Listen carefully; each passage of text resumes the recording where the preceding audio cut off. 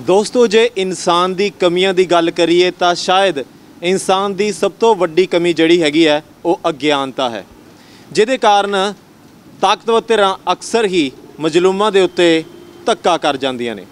मेरे हत्थ दे विच दोस्तों इस वक्त एक बॉन्ड है जिहदे उत्ते शर्तां लिखियां होईयां ने। ये वो शर्तां ने जदों किसान अपना गन्ना लैके मिलां दे विच जांदा है, इहदे विच 19 शर्तां लिखियां होईयां ने ਜਿਹੜੀ सिर्फ और सिर्फ किसानां दे उत्ते ही लागू ਹੁੰਦੀਆਂ ਨੇ, जद कि एक भी शर्त मिलां दे उत्ते लागू नहीं हुंदी।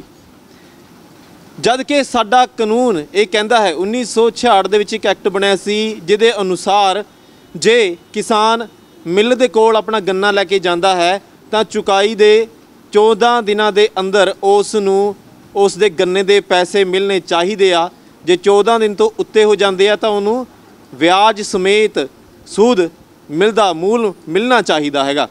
पर त्रासदी की गल है दोस्तों कि साडे बहुत सारे किसानों नूं तां इस गल दा या तो पता ही नहीं हुंदा, और जे मान लो किसी नूं पता होवे और जे वो साडे अदारियां दे विच चले जावे, कोर्ट दे विच चले जावे, तो बड़ी हैरानी की गल है कि जज भी ये कह दे कि जिन्हां नूं प्रॉब्लम है, जिन्हां नूं ये परेशानी हुई है, वो किसान तो आंदे नहीं, तुसी ठेका लिया उन्हां दा।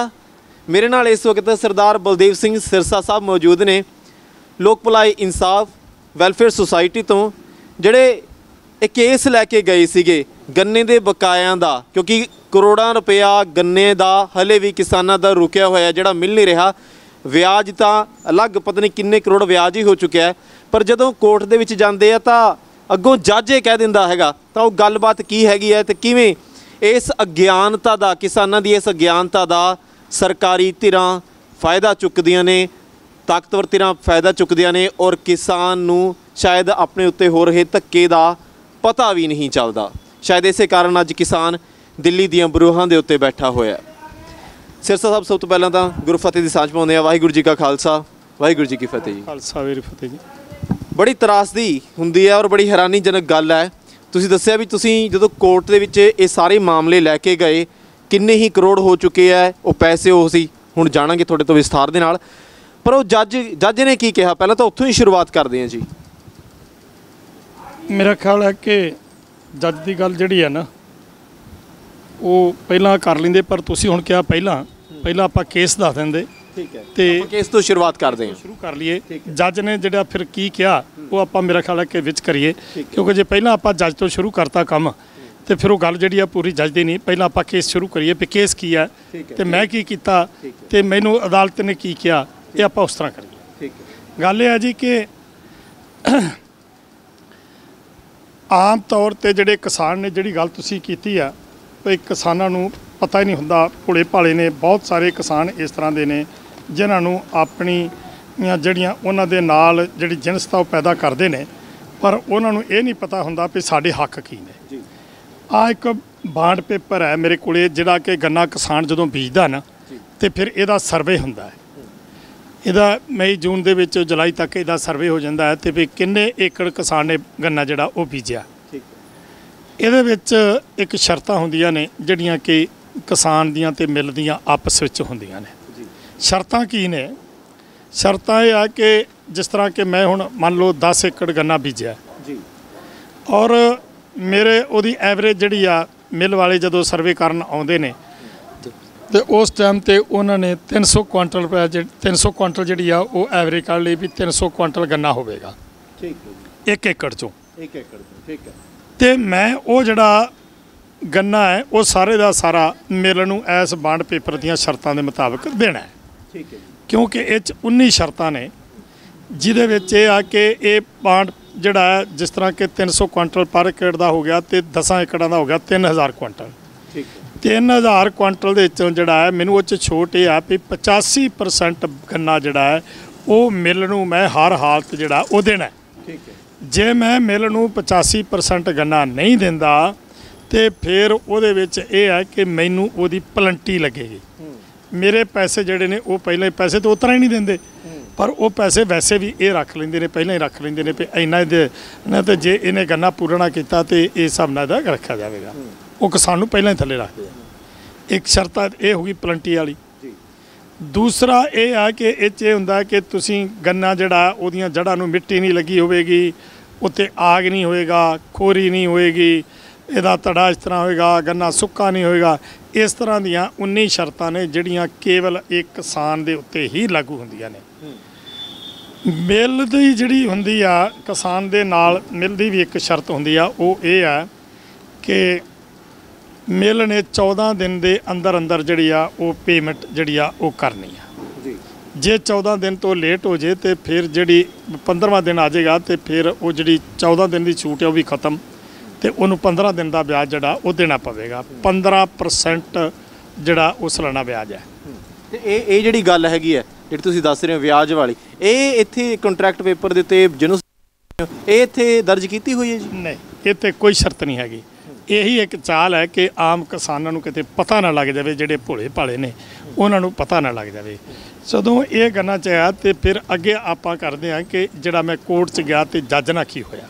ਲੇਕਿਨ ਸਿਰਸਾ ਸਾਹਿਬ ਇੱਕ ਸਵਾਲ ਇਹ ਹੈ, ਜੇ ਇਹ ਸ਼ਰਤ ਹੈਗੀ ਹੈ, ਜੇ ਇਹ ਨਿਯਮ ਹੈਗਾ ਵੀ ਜੇ 14 ਦਿਨ ਦੇ ਅੰਦਰ ਅੰਦਰ ਪੇਮੈਂਟ ਨਹੀਂ ਹੁੰਦੀ ਤਾਂ 15ਵਾਂ ਦਿਨ ਜੇ ਹੋ ਜਾਂਦਾ ਤਾਂ 15 ਦਿਨ ਦੇ ਵਿਆਜ ਨਾਲ ਪੈਸੇ ਦੇਣੇ ਪਊਗੇ ਕਿਸਾਨ ਨੂੰ, ਤਾਂ ਇਹ ਕੀ ਸਰਕਾਰ ਦੀ ਇਹ ਸਰਕਾਰ ਦਾ ਫਰਜ਼ ਨਹੀਂ ਬਣਦਾ ਵੀ ਇਹ ਜੇ ਬੌਂਡ ਕੋਈ ਮਿਲ ਕੱਢਦੀ ਹੈਗੀ ਆ, ਸਾਈਨ ਕਰਵਾਉਂਦੀ ਹੈ ਕਿਸਾਨ ਦੇ, ਤਾਂ ਮਿਲ ਦੇ ਉੱਤੇ ਵੀ ਕੋਈ ਸ਼ਰਤ ਹੋਣੀ ਚਾਹੀਦੀ ਹੈ ਇੱਥੇ? ਇਹ ਸਰਕਾਰ ਦਾ ਨਹੀਂ ਪੱਖ ਬਣਦਾ ਹੈਗਾ ਕਿ ਉਹ ਵੀ ਇਸ ਤਰੀਕੇ ਦਾ ਕਾਨੂੰਨ ਬਣਾਏ ਵੀ ਤੁਹਾਡੇ ਉੱਤੇ ਕੋਈ ਕਾਰਵਾਈ ਹੋ ਸਕਦੀ ਹੈ? ਇਹ ਤੁਸੀਂ ਜਦੋਂ ਅੱਗੇ ਸੁਣੋ ਨਾ ਵੀ ਸਰਕਾਰ ਕੀ ਕਰ ਰਹੀ ਆ ਤੇ ਅਦਾਲਤਾਂ ਕਿੱਥੇ, ਤੇ ਜਿਹੜੀ ਆਹ ਸਰਕਾਰ ਹੁਣ ਜਿਹੜੇ ਅਸੀਂ ਜਿਸ ਕਾਰਨ ਅਸੀਂ ਆਹ ਦਿੱਲੀ ਦੇ 4 ਚੁਫੇਰੇ ਬਾਰਡਰਾਂ ਤੇ ਬੈਠੇ ਹਾਂ ਤੇ ਕਿਉਂ ਬੈਠੇ ਹਾਂ, ਮੈਂ ਅੱਜ ਇਹ ਕੇਸ ਤੁਹਾਡੇ ਕੋਲ ਕਿਉਂ ਲਿਆਂਦਾ, ਮੀਡੀਆ ਦੇ ਕੋਲ ਕਿਉਂ ਲਿਆਂਦਾ ਤੇ ਸਟੇਜ ਤੇ ਕਿਉਂ ਬੋਲਿਆ, ਮੈਂ ਤੁਹਾਨੂੰ ਇਹ ਦੱਸਣਾ ਚਾਹੁੰਦਾ ਹੈ ਕਿ ਇਹ ਅਸੀਂ ਜਦੋਂ 2011-12 ਦਾ 92 ਕਰੋੜ ਰੁਪਇਆ ਗੰਨੇ ਦਾ ਬਕਾਇਆ ਸੀ, ਠੀਕ ਹੈ, ਮੈਂ ਉਹ ਹਾਈ ਕੋਰਟ 'ਚ ਕੇਸ ਲੈ ਗਿਆ। ਹਾਈ ਕੋਰਟ ਨੇ ਜਿਹੜਾ ਸੀ 1 ਤਰੀਕ ਤੇ ਫੈਸਲਾ ਕਰਤਾ ਕਿ ਇਹਨਾਂ ਨੂੰ ਜਿਹੜਾ ਵਿਆਜ ਸਮੇਤ ਪੈਸੇ ਦਿੱਤੇ ਜਾਣ। ਉਹ ਸਾਨੂੰ 15% ਵਿਆਜ ਦੇ ਹਿਸਾਬ ਨਾਲ ਜਿਹੜੇ ਸੀ ਉਹ ਪੈਸੇ ਮਿਲ ਗਏ। ਅੱਗੇ ਸਾਨੂੰ ਕੋਰਟ ਨੇ ਹਦਾਇਤ ਕਰਤੀ ਵੀ ਜੇ ਤੁਸੀਂ ਅੱਗੇ ਤੋਂ ਆਓ ਤੇ ਫਿਰ ਤੁਸੀਂ 30 ਦਿਨ ਦਾ ਸਰਕਾਰ ਨੂੰ ਨੋਟਿਸ ਦੇ ਕੇ ਫਿਰ ਸਾਡੇ ਕੋਲ ਆਉਣਾ ਹੈ। ਅੱਛਾ ਜੀ। ਸਾਲ ਆ ਗਿਆ 12 ਤੇ 13 ਦਾ। ਅੱਛਾ ਸਿਰਸਾ ਸਾਹਿਬ, ਮਤਲਬ ਕਿ ਤੁਸੀਂ ਪੰਜਾਬ ਦੀ ਤੇ ਹਰਿਆਣੇ ਦੇ ਕਿਸਾਨਾਂ ਦੀ ਦੋਵਾਂ ਦੀ ਪੈਰਵੀ ਕਰ ਰਹੇ ਸੀਗੇ? ਬਿਲਕੁਲ ਜੀ, ਕਿਉਂਕਿ ਤੁਹਾਨੂੰ ਪਤਾ ਕਿ ਮੇਰੀ ਜਿਹੜੀ ਪਹਿਚਾਣ ਉਹ ਬਲਦੇਵ ਸਿੰਘ ਸਿਰਸਾ ਦੇ ਨਾਂ 'ਤੇ, ਔਰ ਮੈਂ ਇੱਥੋਂ ਰਹਿ ਗਿਆ ਤੇ ਮੈਂ ਹਾਈ ਕੋਰਟ ਵੀ ਸਾਡੀ ਇੱਕੋ ਆ। ਇਸ ਕਰਕੇ ਮੈਂ ਹਰਿਆਣੇ ਤੇ ਪੰਜਾਬ ਦਾ ਦੋਵਾਂ ਸੂਬਿਆਂ ਦਾ ਜਿਹੜੇ ਕਿਸਾਨਾਂ ਦੇ ਗੰਨੇ ਦੇ ਬਕਾਇਆ ਸੀ ਉਹਦਾ ਕੇਸ ਜਿਹੜਾ ਸੀ ਪਾਤਾ, ਔਰ ਉਹ 1700 ਕਰੋੜ ਤੋਂ ਵੱਧ ਰਕਮ ਸੀ ਜਿਹੜਾ ਮੈਂ ਕੇਸ ਕੀਤਾ, ਔਰ ਉਹ ਕੇਸ ਕਰਨ ਤੋਂ ਬਾਅਦ ਪੈਸੇ ਤਾਂ ਮਿਲ ਗਏ ਲੇਕਿਨ ਵਿਆਜ ਨਾ ਮਿਲਿਆ। ਅੱਛਾ ਜੀ। ਕੇਸ ਚੱਲ ਪਿਆ, ਸਾਲ ਆ ਗਿਆ ਅੱਗੇ 15 ਤੇ 16 ਦਾ। ਠੀਕ ਹੈ। ਉਹਦੇ ਵਿੱਚ ਵੀ ਜਿਹੜਾ ਸੀ ਪੈਸੇ ਜਿਹੜਾ ਮੈਂ ਕੇਸ ਕੀ ਨੋਟਿਸ ਦਿੱਤਾ, ਪੈਸੇ ਨਾ ਮਿਲੇ, ਫਿਰ ਕੇਸ ਕੀਤਾ, ਕਿਉਂਕਿ ਇਹ ਕਦੇ ਵੀ ਟਾਈਮ ਸਿਰ ਪੈਸੇ ਨਹੀਂ ਦਿੰਦੇ, ਇਸ ਕਰਕੇ ਉਹ ਵੀ ਕੇਸ। ਤਾਂ ਤੁਹਾਨੂੰ ਨੋਟਿਸ ਦੇ ਨਾਲ ਪੈਸੇ ਮਿਲ ਤਾਂ ਰਹੇ ਸੀਗੇ, ਪਰ ਐਤਕੀ ਤੁਸੀਂ ਕਹਿੰਦੇ ਪੈਸੇ ਵੀ ਨਹੀਂ ਮਿਲੇ? ਉਹ ਸਿਰਫ 2 ਸੀਜ਼ਨ ਮਿਲੇ ਨੇ। ਅੱਛਾ ਜੀ। 12-13 ਤੇ 13-14। ਠੀਕ ਹੈ। 14-15 ਤੋਂ ਬਾਅਦ ਫਿਰ ਕਦੇ ਵੀ ਜਿਹੜੇ ਸੀ ਉਹ ਨੋਟਿਸ ਦੇ ਪੈਸੇ ਨਹੀਂ ਮਿਲੇ। ਅੱਛਾ ਜੀ। ਫਿਰ ਲਗਾਤਾਰ ਹੀ ਪੈਸੇ ਜਿਹੜੇ ਨੇ ਉਹ ਹੁਣ ਵੀ ਸਾਨੂੰ ਇਸ ਸੀਜ਼ਨ ਦੇ ਵੀ ਨਹੀਂ ਮਿਲੇ। ਤੇ ਕੋਈ ਜਵਾਬ ਆਂਦਾ ਸੀਗਾ ਵੀ ਪੈਸੇ ਦੇ ਕਿਉਂ ਨਹੀਂ ਰਹੇ ਜਾਂ ਮਿਲ ਕਿਉਂ ਨਹੀਂ ਰਹੇ ਜਾਂ ਡਿਸਪਰਸ ਕਿਉਂ ਨਹੀਂ ਕਰ ਰਹੀ? ਉਹ ਕੋਈ ਪਰਵਾਹ ਨਹੀਂ ਕਰਦੇ, ਨੋਟਿਸ ਦੀ ਕੋਈ ਪਰਵਾਹ ਨਹੀਂ ਕਰਦੇ। ਉਹ ਸਾਨੂੰ ਕਿਸਾਨਾਂ ਨੂੰ ਤਾਂ ਕੀੜੇ ਮਕੌੜੇ ਸਮਝਦੇ ਆ, ਤਾਂ ਹੀ ਤਾਂ ਮੋਦੀ ਸਰਕਾਰ ਨੇ ਵੀ ਆਹ ਕਾਨੂੰਨ ਜਿਹੜੇ ਨੇ ਲਿਆਤੇ ਨੇ ਵੀ ਕਿਸਾਨਾਂ ਨੇ ਕੀ ਕਰਨਾ, ਇਹਨਾਂ ਨੂੰ ਕੌਣ ਬੋਲਣ ਵਾਲਾ ਇਹਨਾਂ ਦੇ ਖਿਲਾਫ। ਪਰ ਸਿਰਸਾ ਸਾਹਿਬ, ਪੰਜਾਬ ਦੇ ਵਿੱਚ ਔਰ ਹਰਿਆਣਾ ਦੇ ਵਿੱਚ ਇਕੱਲੀ ਸਰਕਾਰੀ ਮਿੱਲਾਂ ਤਾਂ ਨਹੀਂ ਹੈਗੀਆਂ, ਪ੍ਰਾਈਵੇਟ ਮਿੱਲਾਂ ਵੀ ਹੈਗੀਆਂ ਨੇ, ਫਿਰ ਉਹਨਾਂ ਦਾ ਜਿਹੜਾ ਪੈਸਾ ਸੀਗਾ ਉਹ ਕਿੱਦਾਂ ਫਿਰ ਉਹ ਕਿਸ ਜ਼ਿੰਮੇਵਾਰੀ ਦੇ ਨਾਲ ਮਿਲਦਾ ਸੀਗਾ? ਦੇਖੋ, ਉਹ ਸਰਕਾਰ ਦੀ ਜ਼ਿੰਮੇਵਾਰੀ ਆ, ਕਿਉਂਕਿ ਸਰਕਾਰ ਤੋਂ ਜਿਹੜੀ ਆ ਜਿਹੜੇ ਗੰਨੇ ਦੇ ਕਿਸਾਨਾਂ ਦੇ ਜਿਹੜੇ ਪੈਸੇ ਨੇ, ਸਰਕਾਰ ਦਾ ਕੋਈ ਵੀ ਮਸਲਾ ਹੋਵੇ, ਉਹ ਕਿਸਾਨਾਂ ਪ੍ਰਾਈਵੇਟ ਮਿੱਲਾਂ ਜਿਹੜੇ ਉਹਨਾਂ ਲਾਇਸੈਂਸ ਲਏ ਹੁੰਦੇ ਨੇ, ਉਹਨਾਂ ਦੀ ਜ਼ਿੰਮੇਵਾਰੀ ਹੁੰਦੀ ਆ, ਉਹ ਸਰਕਾਰ ਦੇ ਅੰਡਰ ਹੀ ਹੁੰਦੀਆਂ ਨੇ। ਇਸ ਕਰਕੇ ਜਿਹੜੇ ਕਿਸਾਨਾਂ ਦੇ ਜਿਹੜੇ ਬਕਾਏ ਨੇ ਉਹ ਸਰਕਾਰ ਦੀ ਇੱਕ ਜ਼ਿੰਮੇਵਾਰੀ ਬਣਦੀ ਆ।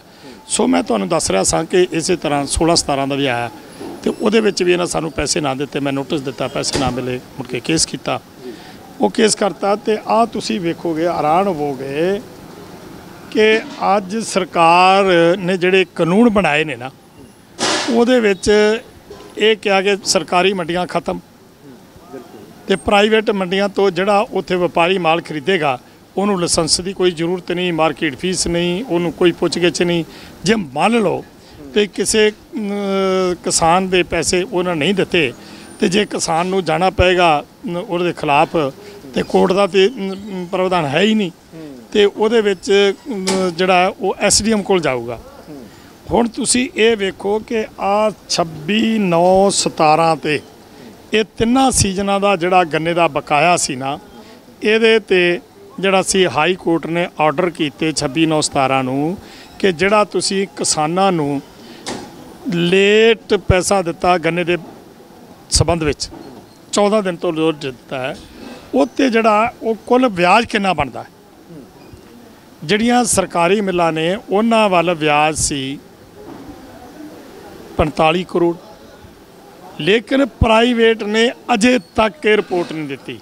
ਉਸ ਤੋਂ ਬਾਅਦ ਵੀ 17 18 ਦਾ ਵੀ ਮੇਰਾ ਕੇਸ ਚੱਲ ਰਿਹਾ, 18 19 ਦਾ ਵੀ ਚੱਲ ਰਿਹਾ, ਤੇ ਆ ਹੁਣ 20 ਤੇ 21 ਵਾਲਾ ਜਿਹੜਾ ਕੇਸ ਹੈ ਇਹ 'ਚ ਵੀ 800 ਦੇ ਕਰੋੜ ਰੁਪਈਆ ਸੀ ਜਿਹੜਾ ਮੈਂ ਕੇਸ ਕਰਤਾ ਹੈ, ਤੇ 470 ਕਰੋੜ ਰੁਪਏ ਅੱਜ ਦੀ ਤਰੀਕ 'ਚ ਵੀ ਅਜੇ ਮਿਲਾਂ ਵੱਲ ਬਕਾਇਆ ਹੈ। ਮਤਲਬ ਕਿ ਤੁਹਾਡੇ ਕਹਿਣ ਦੇ ਮੁਤਾਬਕ ਕੋਰਟ ਨੇ ਮੰਗ ਵੀ ਕੀਤੀ ਹੈਗੀ ਆ, ਕੋਰਟ ਦੇ ਆਰਡਰ ਵੀ ਆ ਗਏ ਆ, ਤਦ ਵੀ ਕੋਈ ਪਰਵਾਹ ਨਹੀਂ ਕੀਤੀ ਪ੍ਰਾਈਵੇਟ ਮਿੱਲਾਂ ਨੇ, ਕੋਰਟ ਦੇ ਆਰਡਰ ਦੀ ਵੀ ਪਰਵਾਹ ਨਹੀਂ ਕੀਤੀ, ਜਦ ਕਿ ਉਹ ਲਾਇਸੈਂਸ ਧਾਰਕ ਪ੍ਰਾਈਵੇਟ ਮਿੱਲਾਂ ਨੇ। ਪਰ ਅੱਜ ਤਾਂ ਤੁਸੀਂ ਕਹਿ ਰਹੇ ਹੋ ਵੀ ਜਿਹੜੇ ਅਸੀਂ ਖੇਤੀ ਬਿੱਲਾਂ ਦੀ ਗੱਲ ਕਰੀਏ ਤਾਂ ਇਹਨਾਂ ਨੂੰ ਤਾਂ ਲਾਇਸੈਂਸ ਲੈਣ ਦੀ ਵੀ ਲੋੜ ਨਹੀਂ ਹੈਗੀ, ਫਿਰ ਇਹਨਾਂ ਨੂੰ ਕਿੱਦਾਂ ਫੜਿਆ ਜਾਊਗਾ? ਆਹ ਵੇਖੋ ਤੁਸੀਂ, ਜਿਨ੍ਹਾਂ ਨੂੰ ਲਾਇਸੈਂਸ ਮਿਲੇ ਸੀ ਤੇ ਸਰਕਾਰ ਨੇ ਆ ਚਿੱਠੀਆਂ ਕੱਢੀਆਂ ਹਾਈ ਕੋਰਟ ਦੇ ਆਰਡਰਾਂ ਦੀਆਂ, ਆਹ ਤੁਸੀਂ ਦੇਖ ਸਕਦੇ ਹੋ ਸਾਰੇ। ਸੰਗਤ ਜੀ ਤੁਸੀਂ ਵੇਖ ਸਕਦੇ ਹੋ ਰਾਣਾ ਸ਼ੂਗਰ ਮਿਲ ਤੇ ਅੱਗੇ ਵੀ ਸਾਰੀਆਂ ਹੈਗੀਆਂ ਜੀ, ਸਾਰੀਆਂ ਮਿਲਾਂ ਨੇ ਜੀ। ਆਹ ਤੁਸੀਂ ਸਾਰੀਆਂ ਦੇਖ ਲਓ, ਜਿੰਨੀਆਂ ਵੀ ਪੰਜਾਬ ਦੀਆਂ ਪ੍ਰਾਈਵੇਟ ਮਿਲਾਂ ਨੇ ਨਾ, ਉਹ ਆਹ ਤੁਸੀਂ ਦੇਖੋ ਕਿ ਆਹ ਹੈਗੀ ਆ ਫਗਵਾੜਾ, ਜਿੰਨੀਆਂ ਪ੍ਰਾਈਵੇਟ ਮਿਲਾਂ ਨੇ ਸਾਰੀਆਂ। ਵਾਹਿਦ ਸ਼ੂਗਰ ਮਿਲ ਲਿਮਟਿਡ ਫਗਵਾੜਾ ਹੈਗੀ, Phagwara.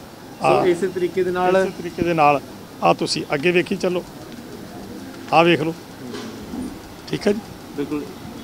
Indian sugars limited Mukerian, ਸੋ ਲੰਮੀ ਲਿਸਟ ਹੈਗੀ ਆ। ਪਰ ਸਿੰਘ ਸਾਹਿਬ ਜਿੱਦਾਂ ਤੁਸੀਂ ਕਹਿ ਰਹੇ ਹੋ, ਅੱਛਾ ਇੱਥੇ ਇਹਦੇ ਵਿੱਚ ਕੀ ਤਾਕੀਦ ਕੀ ਕੀਤੀ ਗਈ ਆ? ਉਹਨਾਂ ਨੇ ਇਹ ਲਿਖਿਆ, ਆ ਵੇਖੋ ਲਿਖਿਆ ਕਿ ਵਿਸ਼ਾ ਇਹ ਜਨਰਲ ਮੈਨੇਜਰ ਵੱਲੋਂ ਕੇਨ ਕਮਿਸ਼ਨ ਵੱਲੋਂ ਜਿਹੜੀ ਆ ਉਹ ਚਿੱਠੀ ਲਿਖੀ ਗਈ ਆ ਪ੍ਰਾਈਵੇਟ ਮਿੱਲਾਂ ਨੂੰ। ਠੀਕ ਹੈ, ਜਿਹੜੀ ਸਰਕਾਰ ਦੀ ਸ਼ੂਗਰ ਕੇਨ ਜਿਹੜੀ ਸੰਸਥਾ ਹੁੰਦੀ ਆ। ਬਿਲਕੁਲ ਬਿਲਕੁਲ, ਕੇਨ ਕਮਿਸ਼ਨ ਜਿਹੜਾ ਕਿ ਗੰਨਾ ਡਿਪਾਰਟਮੈਂਟ ਦਾ। ਠੀਕ ਹੈ, ਸ਼ੂਗਰ ਕੇਨ ਕਮਿਸ਼ਨ।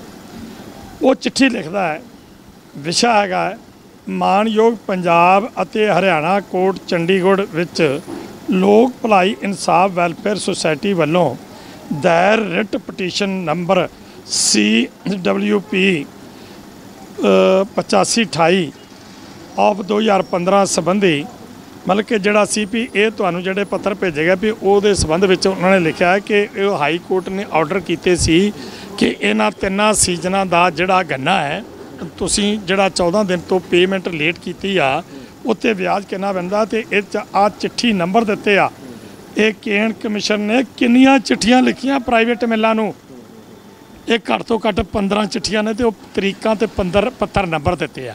ਫਿਰ ਇਹ ਤਾਂ ਸਰਾਸਰ ਗੁੰਡਾਗਰਦੀ ਹੋ ਗਈ ਵੀ ਤੁਹਾਨੂੰ ਕੋਰਟ ਵੀ ਕਹਿ ਰਿਹਾ ਵੀ ਤੁਸੀਂ ਜਵਾਬ ਦਿਓ, ਐਸਟੀਮੇਟ ਲਾ ਕੇ ਦੱਸੋ ਵੀ ਕਿਸਾਨਾਂ ਦਾ ਕਿੰਨਾ ਕੁ ਬਕਾਇਆ ਰਹਿ ਗਿਆ, ਕਿੰਨਾ ਵਿਆਜ ਦੇਣਾ ਰਹਿ ਗਿਆ, ਤੇ ਕੋਈ ਪਰਵਾਹ ਹੀ ਨਹੀਂ ਹੈਗੀ ਕੋਰਟ ਦੀ। ਪਰਵਾਹ ਤਾਂ ਜੇ ਉਹਨਾਂ ਨੇ ਦੇਣੇ ਹੁਣ ਤਾਂ। ਹੁਣ ਇੱਥੇ ਮੈਂ ਅੱਜ ਤਾਂ ਹੀ ਸਟੇਜ ਤੋਂ ਵੀ ਬੋਲਿਆ ਤੇ ਇੱਥੇ ਆ ਸਾਰੇ ਡਾਕੂਮੈਂਟ ਤਾਂ ਲਿਆਇਆ ਵੀ ਸਰਕਾਰ ਇਹ ਗੱਲ ਕਹਿ ਰਹੀ ਆ ਕਿ ਇਹ ਕਾਨੂੰਨ ਜਿਹੜੇ ਨੇ ਇਹ ਸਰਕਾਰ ਕਿਸਾਨਾਂ ਦੇ ਹਿੱਤ ਵਿੱਚ ਨੇ।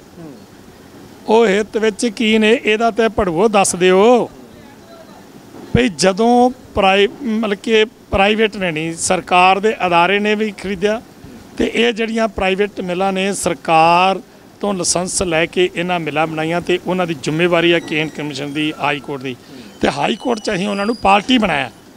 ਇਹ ਜਿਹੜਾ ਕੇਸ ਕੀਤਾ ਨਾ ਜੀ, ਇਹ ਸਾਰੀਆਂ ਮਿੱਲਾਂ ਜਿਹੜੀਆਂ ਨੇ ਇਹ ਹਾਈ ਕੋਰਟ ਦੇ ਵਿੱਚ ਅਸੀਂ ਇਹਨਾਂ ਨੂੰ ਪਾਰਟੀ ਬਣਾ ਕੇ ਇਹਨਾਂ ਦੇ ਖਿਲਾਫ ਕੇਸ ਕੀਤਾ ਹੈ। ਟੋਟਲ ਮਿੱਲਾਂ ਹਾਈ ਕੋਰਟ 'ਚ ਪਾਰਟੀ ਬਣਾਈਆਂ। ਹੁਣ ਇਹਨਾਂ ਨੇ ਜਿਹੜਾ ਕਹਿਤਾ ਵੀ ਪ੍ਰਾਈਵੇਟ ਨੇ ਕਿਸਾਨ ਦੀ ਜਿਨਸ ਜਿਹੜੀ ਆ ਉਹ ਖਰੀਦ ਲਈ, ਉਹਦੇ ਘਰੋਂ ਖਰੀਦ ਕੇ ਤੇ ਲੈ ਗਿਆ ਚੁੱਕ ਕੇ। ਠੀਕ ਹੈ, ਨਾ ਉਹਦਾ ਪਤਾ ਹੈ, ਨਾ ਉਹਦੇ ਕੋਲ ਕੋਈ ਲਾਇਸੈਂਸ ਨੰਬਰ ਹੈ, ਨਾ ਉਹ ਮਾਰਕੀਟ ਕਮੇਟੀ ਫੀਸ ਭਰਦਾ ਹੈ, ਤੇ ਉਹਦਾ ਸਾਨੂੰ ਤਾਂ ਕੋਈ ਪਤਾ ਨਹੀਂ ਆਇਆ ਇਹ ਜਿਨਸ ਦੇਤੀ ਉਹਨੂੰ। ਹੁਣ ਕਿਸਾਨ ਘਰੇ ਕੀ ਰੱਖਣਗੇ? ਉਹਨੇ ਤੁਹਾਡੇ ਵੀ ਖਰੀਦ ਕੇ ਲੈ ਗਿਆ, ਮੇਰੇ ਵੀ ਖਰੀਦ ਕੇ ਲੈ ਗਿਆ, ਇਹਨਾਂ ਦੀ ਵੀ ਖਰੀਦ ਕੇ ਲੈ ਗਿਆ। ਉਸ ਤੋਂ ਬਾਅਦ ਉਹਨੇ ਪੈਸੇ ਨਹੀਂ ਦਿੱਤੇ, ਤੇ ਸਰਕਾਰ ਨੇ ਉਹਦੇ ਵਾਸਤੇ ਪ੍ਰਬੰਧ ਕੀ ਆ ਵੀ ਜੇ ਪੈਸੇ ਜਿਹੜਾ ਪ੍ਰਾਈਵੇਟ ਅਦਾਰਾ ਕੋਈ ਕਿਸਾਨ ਦੀ ਜਿਨਸ ਖਰੀਦਦਾ ਹੈ ਤੇ ਫਿਰ ਉਹਦਾ ਪੈਸੇ ਨਹੀਂ ਦਿੰਦਾ, ਤੇ ਕੀ ਉਹਦੇ ਖਿਲਾਫ ਕੀ ਕਾਰਵਾਈ ਹੋਏਗੀ? ਉਹਦੇ ਖਿਲਾਫ ਕਿਸਾਨ ਜਿਹੜਾ ਉਹ SDM ਕੋਲੇ ਜਾਏਗਾ। SDM ਹੈ ਕੀ ਹੈ?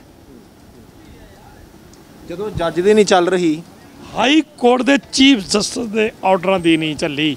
4 ਸਾਲ ਹੋ ਗਿਆ। ਪੰਜਾਬ ਦੇ ਕੇਂਦਰ ਕਮਿਸ਼ਨਰ ਨੇ ਚਿੱਠੀਆਂ ਲਿਖਤੀਆਂ ਵੀ ਤੁਹਾਨੂੰ ਹਾਈ ਕੋਰਟ ਦੇ ਵਿੱਚੋਂ ਇੰਨੀ ਤਰੀਕ ਨੂੰ ਇਹ ਜਿਹੜੇ ਨੇ ਆਰਡਰ ਹੋ ਚੁੱਕੇ ਆ ਤੇ ਤੁਸੀਂ ਅਜੇ ਤੱਕ ਸਾਨੂੰ ਨਹੀਂ ਦੱਸਿਆ। ਤੇ ਦੱਸੋ, ਜੇ ਹਾਈ ਕੋਰਟ ਦੀ ਪਰਵਾਹ ਨਹੀਂ, ਕੇਂਦਰ ਕਮਿਸ਼ਨ ਦੀ, ਪੰਜਾਬ ਸਰਕਾਰ ਦੀ ਪਰਵਾਹ ਨਹੀਂ, ਐਸਡੀਐਮ ਤੇ ਹੈ ਹੀ ਇੱਕ ਕੁਛ ਵੀ ਨਹੀਂ। ਐਸਡੀਐਮ ਤੇ ਅਜਨਾਲੇ ਦਾ ਆਪਣਾ ਐਮਐਲਏ ਦਾ ਜਿਹੜਾ ਉਹ ਇੱਕ ਤੋਤਾ ਹੈ। ਇਹਨਾਂ ਦੇ ਪੱਲੇ ਕੁਛ ਨਹੀਂ। ਡੀਸੀ ਕੀ ਹੈ?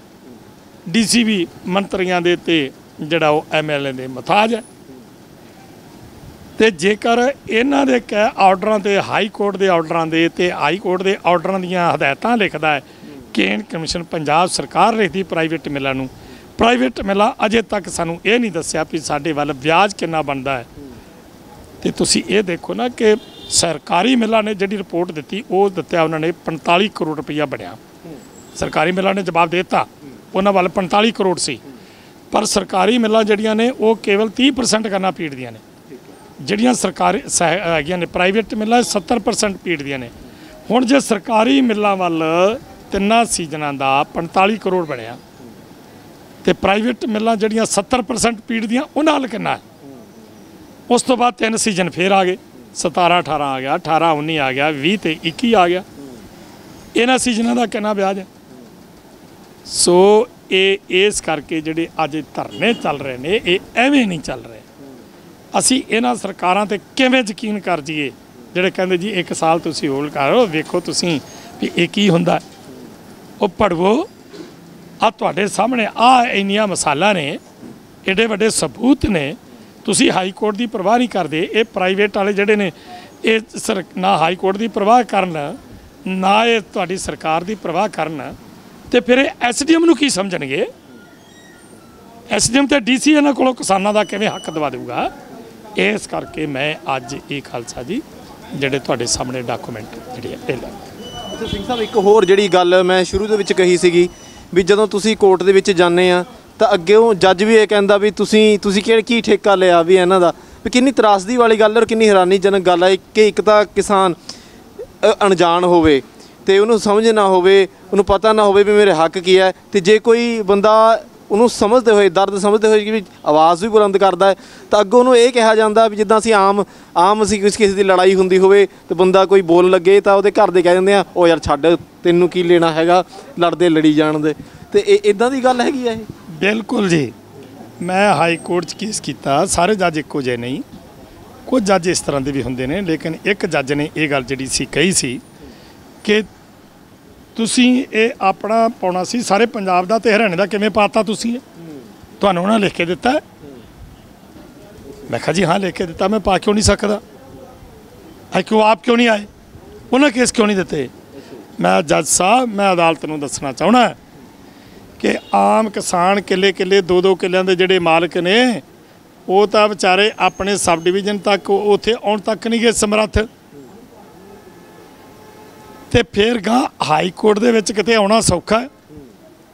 ਹੁਣ ਜਿਹੜੇ ਵਕੀਲ ਨੇ ਉਹ ਕਿਤੇ ਇਹ ਤਾਂ ਨਹੀਂ ਹੈਗਾ ਵੀ ਉੱਥੇ ਸੇਵਾ ਕਰਨ ਵਾਸਤੇ ਬੈਠੇ ਨੇ ਵੀ ਜਿਹੜਾ ਆ ਜਾਊਗਾ ਪਹਿਲੇ ਕਰ ਦੇ।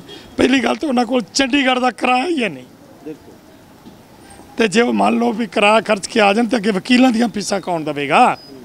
ਤੇ ਵਕੀਲ ਉੱਥੇ ਸੇਵਾ ਕਰਨ ਵਾਸਤੇ ਤਾਂ ਨਹੀਂ ਬੈਠੇ। ਸੋ ਇਸ ਕਰਕੇ ਮੈਨੂੰ ਕਹਿੰਦੇ ਵੀ ਤੇਰੇ ਕੋਲ ਲਿਖਤ ਹੈ? ਮੈਂ ਕਿਹਾ ਹੈ। ਕਹਿੰਦਾ ਫੀਸ ਕੌਣ ਦਿੱਤਾ? ਮੈਂ ਕਿਹਾ ਮੈਂ ਦੇਣਾ। ਤੇਰੇ ਕੋਲ ਪੈਸਾ ਕਿੱਥੋਂ? ਮੈਂ ਕਿਹਾ ਮੈਂ 150 ਕਿੱਲੇ ਦਾ ਮਾਲਕ ਹਾਂ, ਮੇਰੇ ਕੋਲ ਐਵੇਂ ਨਹੀਂ ਤੁਰਿਆ ਫਿਰਦਾ। ਮੇਰੇ ਕੋਲ ਮਿਲ ਕੇ ਪੈਸੇ ਨੇ। ਮੇਰੇ ਬੱਚੇ ਵੀ ਮੈਨੂੰ ਜਿਹੜੀ ਆ ਉਹਨਾਂ ਨੇ ਕੁਛ ਸਹਾਇਤਾ ਦਿੱਤੀ ਸੀ।